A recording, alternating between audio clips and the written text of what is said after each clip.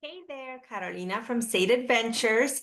I want to hop on here and show you a little bit about our trips and what is possible in mainly Argentina, but I added Chile just to show you that part of Patagonia. So I'm going to share my screen and you can see the itinerary with me. So this trip is available any date of the year. You can choose whatever month you would like to visit, but because we're going to Patagonia, you want to think about the seasons and avoid June, July, August. Even September is iffy sometimes. So if you choose any date between October all the way till the end of April, beginning of May, that is when this trip really works well. But our winter is the summer in Patagonia, and that's when the peak season is and when you want to visit. So day one, you're going to take your flight to Chile. It's usually an overnight flight. We're flying straight south. So it's only maybe an hour difference from home. So it's not like there's going to be jet lag. Maybe you're going to be tired from the overnight flight. But other than that, it's really wonderful flying to South America because there is no jet lag. And then once you arrive in Santiago, we're going to take you to the hotel and check you in. It's a beautiful property, a boutique hotel in a really nice neighborhood filled with parks. And in the afternoon, we're going to do a little bit of touring of Santiago. We like to do it by on foot and tasting your way through the city. So it's a really fun introduction to Santiago. And if you want more time in this part of the country, we can visit the Valparaiso coastline. We can go to the Colchagua wine country. So there's plenty to see and do around Santiago if you would like more time. But I was focusing just on Patagonia for the Chilean side. Of course, there's so many other parts of Chile that we can explore. Easter Island, Atacama Desert. There's so much to see and do. So I'm focusing on Patagonia, but if you want information on additional parts, please let me know. Once we fly from Santiago to Patagonia, which there are two airports, Punta Arenas and Puerto Natales, so we will always choose one that works best. We will have the camp arranged for you, and this particular lodge is called Patagonia Camp.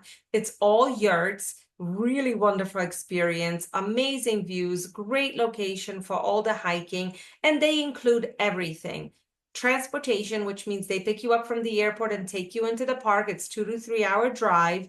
All of your meals, all of the wonderful Chilean wines, and of course, all of your excursions. So every day you can choose to have excursions that are a full day and you have lunch out in the park or lunch in a local ranch, or you can do two half-day tours and you return for lunch to the Patagonia Camp, dining hall.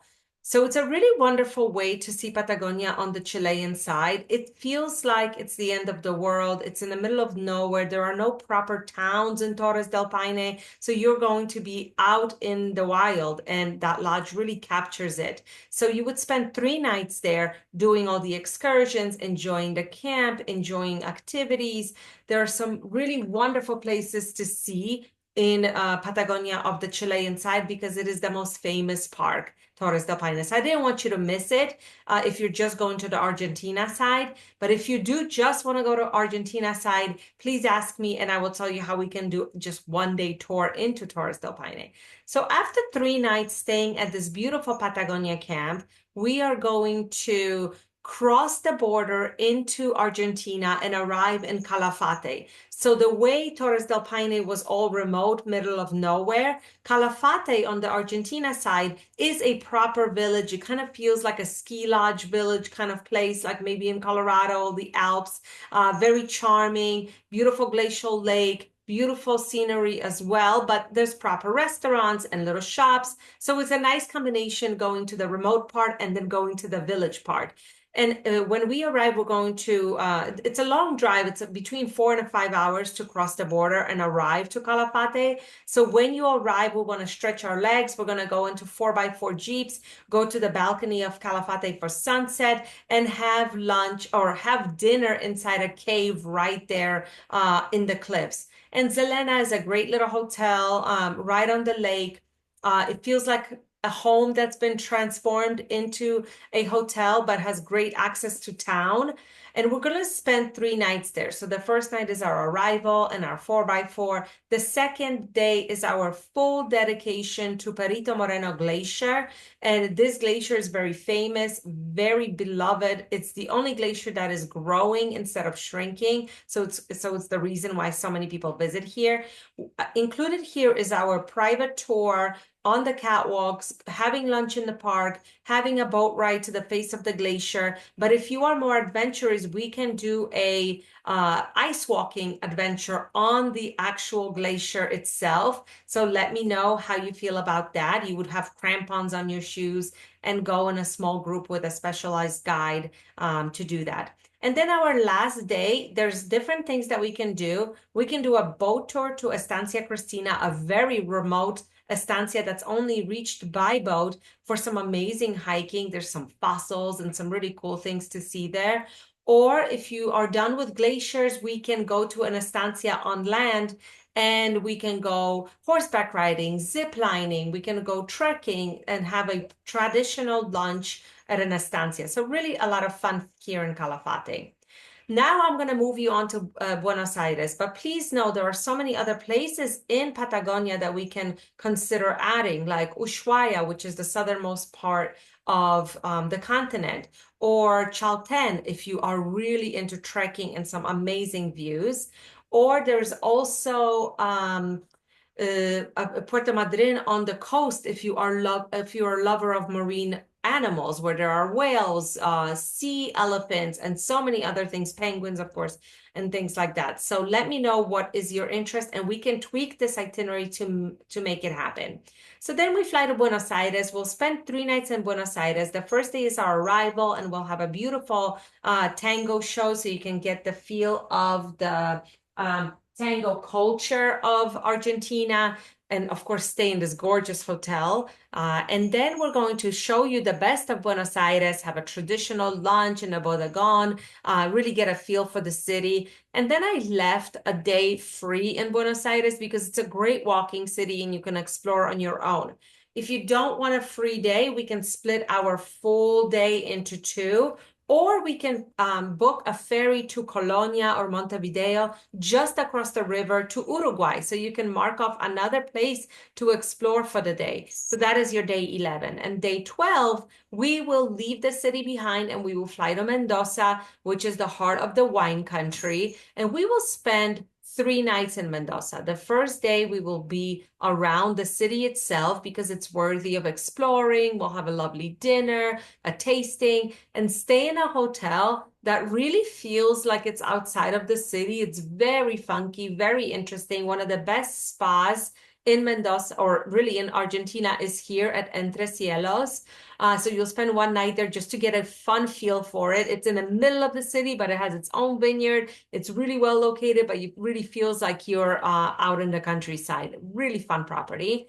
And then for the other 2 nights, we'll really go out into the countryside in the middle of the vineyards. Everywhere you look, there will be wine and mountains. And we will do some really wonderful experiences like horseback riding, blending our own wine, having a cooking class, of course, lots of tastings, 2 nights at Casa de Uco, which is what I mentioned, just vineyards and mountains all around you, and some really wonderful culinary experiences, wine experiences. This all can be altered to your liking. So if you're not into horseback riding, but you want to go biking, or if you really want to focus on the top wine places to taste, or if you want to participate in making wine, and because we're traveling in March where it's harvest season, by all means, this is your trip. These are privately arranged tours, so we can tweak it any way you'd like. So we have that last day that is free, and here we can really get creative, or you can just enjoy, go to the spa, ride your bicycle around the vineyards. I did that for a full day, and I really enjoyed having that day at leisure at the end. And then leaving Mendoza behind, we're going to fly to Iguazu Falls. And I want to just mention that outside of Mendoza, there is also Salta and Cafayate and so many wonderful regions in that northern part of Argentina. We can even do a crossing into Bolivia's salt flats. There's mountains there and deserts and very colorful, mountain ranges to hike. So if you are a hiker and if you enjoy being outdoors, that could be another area for us to explore, and plenty of wine up there as well. But we will move on to Iguazu Falls, and usually people will stay 2 nights in Iguazu Falls. I've included 3 simply so we can arrive, have a day of rest, be in a hotel that has a falls view, which is the Melia, and then have a full day tour of the Argentina side of the falls, which includes the boat ride. And then on our last day, cross over to Brazil and spend some time exploring the Brazilian side of the falls, which allow you a full-on panoramic view of the falls. And then on day 19, we will fly you back to Buenos Aires and you can fly home from there. There is so many things we can still tweak to make the trip yours. We can consider Bariloche, which is the northern part of Patagonia, which is the land of lakes and mountains and chocolate and cheese. We can, of course, from Iguazu cross into Brazil for real and continue on to Rio de Janeiro in the Amazon jungle. There's so many things that we can do. So just let me know what your interests are and we will tweak it to make this itinerary yours. Of course, we will also need what dates you would like to travel. I know you mentioned November, but of course we can tweak that accordingly. I look forward to hearing from you. Thanks so much for listening and happy travels.